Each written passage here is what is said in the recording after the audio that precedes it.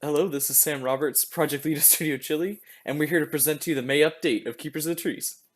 So for our presentation today, we're going to talk about what we initially set out to do in May following our April presentation, and how that was restructured and changed based on the feedback that we got from faculty in April.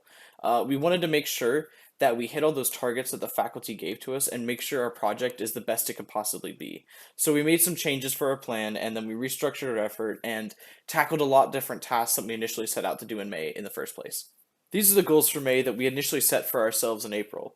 You'll see in the next few slides how we changed these around and restructured based off the feedback we got from faculty and other people advising us. So these are the goals that we had set for ourselves in April for the month of May. We changed these goals around due to the restructuring and feedback that we got from faculty in the April presentation. At the very start, you can see that animation has changed completely. We've wanted to focus less on stuff that you see here and more on gameplay-centric things, such as the beanstalk animation and more interaction with plants and seeds. For the models, in yellow you'll see the Venus flytrap. It's in yellow because we did get a proxy model done for the Venus flytrap, as well as a proxy rig. However, we decided that the scope of our game couldn't really fit this in, and so we wanted to cut down and make sure everything we had was polished and finished to completion. For VFX, we had the alternate plant growing and degrowing VFX for different stages of the game, but we really wanted to make sure that we hit the mechanics that were already in the game and that were focused on gameplay, such as having more exciting and magical feelings for the Starflower and the Beanstalk. For design, we really wanted to polish and refine the mechanics according to our LD input, but we realized as we were doing this, due to play testing and feedback from our LDs, that this would be something that would be an ongoing process past May. And this is something that we worked on, but we still want to work on for the next coming months to make sure our game feels as good and smooth as possible. We also removed the implementation of UI for scene inventory because we really wanted to focus in on having those refined mechanics, as well as making sure that all of our mechanics were in there and feeling good, such as the smog volumes and the smog interactions. Programming wise, we worked on the respawn system and got a lot done with it. However, we realized, much like our camera system and our mechanics, we wanted that to be as smooth and polished as possible. So this is something that's going to keep on going past May and into June based on feedback that we have from playtesters as well as feedback from LDs and people that are playing the game themselves. The reworked plant growth effect to be compatible with skeletal animations is also something that we had to put aside for right now to make sure that the critical bugs were being squashed so that we could get our playtest build out there and get people playtesting. After the April presentation, we got a lot of really helpful feedback from the faculty in order to help us make the best game possible. We restructured our plan for May and tackled these particular goals after that restructuring. Animation-wise, we really focused in on having the best gameplay animations that we could, including seed interaction and beanstalk climbing. VFX-wise, we really focused with the fan and starflower effects to make our gameplay elements feel more alive. Design-wise, we scoped down the first level based not only on the feedback that we got from faculty, but also playtesting. And we playtested with 20 different people, and we did quality assurance and mechanics polish based off of that playtesting for the first level. Programming wise, we improved the camera based on what people were saying about how the camera worked on our level, as well as adding a play from here feature and a more dynamic growth for our beanstalk to make it feel more alive in our game. Now let's talk about design. This is a vignette and it'll be the background for our main menu. While most of our LDs have been working on the first level, a handful of our LDs have been working on our second level, getting it ready for playtesting by set dressing the background and polishing the mechanics inside of it. This will be playtested starting next week, and we've left most of the main play area unset dressed so we can easily adjust and change it depending on what kind of feedback we get. While also we've been able to set dress the background, which won't change very much, so that we can get as much progress as we can in this level and get it ready for a final set dressing pass and the final lighting passes.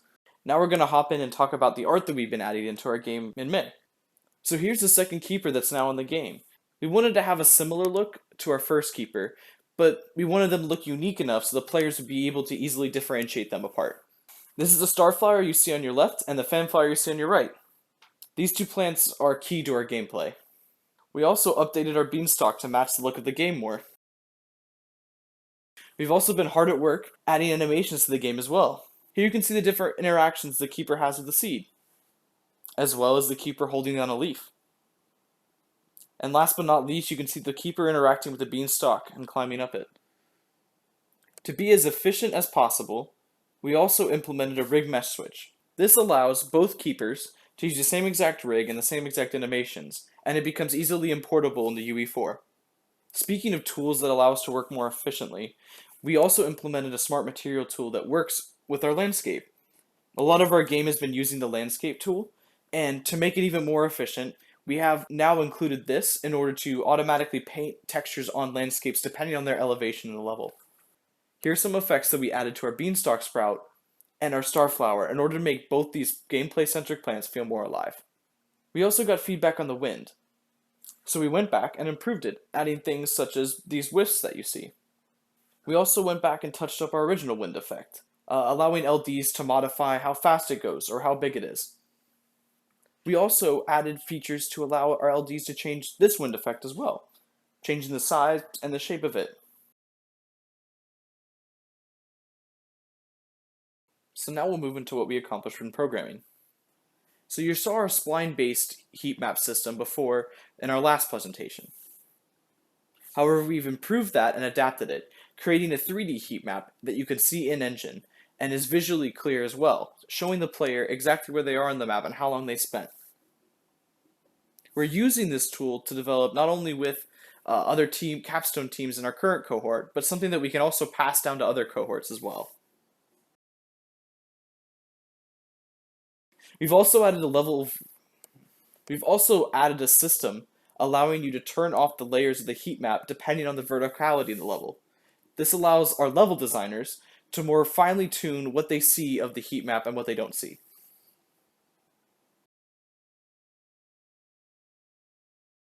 We've also created a more dynamic system allowing our beanstalk to grow in a more natural way and to have varied growth rather than just going straight. Because our game, in its nature being a co-op game, it was difficult to get the play from here feature working. However, our programmers found a solution which allowed our LDs to now use the play from here feature, speeding up our process a lot quicker and preventing the LDs from having to move the player starts in the camera every time they wanted to look at a different part of the level without playing through the whole thing. So now I want to talk a little bit about playtesting and how that's affected our game as well. We've had 20 people playtest our game so far, and the general consensus is they're really enjoying our game. They're really enjoying the couch co-op mechanics especially. And here are some of the things they've said about Keepers of the Trees. We've also got plenty of constructive feedback as well. And here are some of the things they've given us that's been really helpful improving our level from playtesting. Kate died. Oh my gosh, now we can't see it. I was gonna bounce Move. off. So the camera gets fixed, Kate. Whole time. Finally, I made it. Kate, come on. I can't move. Yes, you can. Yes, you're blind. Where did I go? Yeah.